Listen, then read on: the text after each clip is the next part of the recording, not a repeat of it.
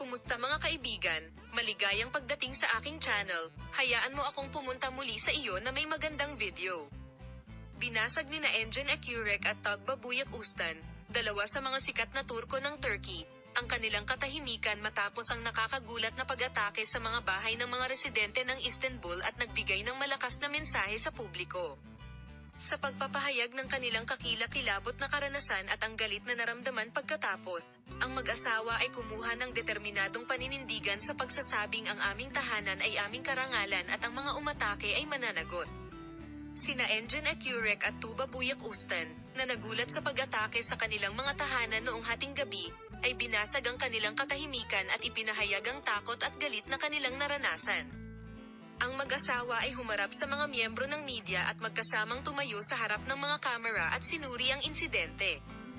Nakatayo sa harap ng mga mikropono, sinabi ni Engin Ekürek ang sumusunod.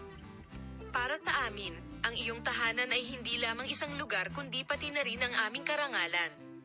Ang pagiging target ng pag-ataking ito ay isang kawalang katarungan at pag-atake hindi lamang sa atin kundi sa lahat. Hinding-hindi namin ito tatanggapin. Tugbabuyak Ustan lang ang nakikita natin bilang isang artista.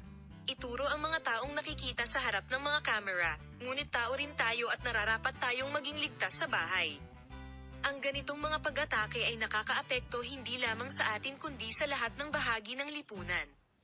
Ang mga umaatake ay makakatanggap ng sagot ng may hustisya. Binigyang diin ni na Engin Ekürek at Tugbabuyak Ustan na inaalala nila hindi lamang ang kanilang sariling seguridad kundi pati na rin ang pangkalahatang seguridad ng lipunan.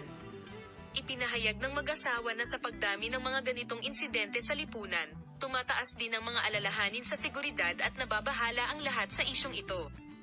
Ang mga hakbang sa seguridad sa paligid ng bahay ay pinalakas. Gayunpaman, binigyang diin ni na Engin Ekürek at Tugbabuyak Ustan na nais nilang mabigyan ng hustisya, hindi lamang para sa kanilang sariling seguridad.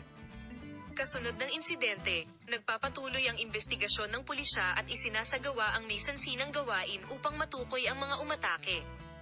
Gayunpaman, hinihiling ni na Engin Ekürek at Tugbabuyak Ustan na parusahan ang mga umaatake pati na rin ang paggawa ng mas epektibong mga hakbang upang maiwasan ang mga ganitong insidente. Ibabahagi namin sa iyo ang mga bagong pag-unlad sa paksa.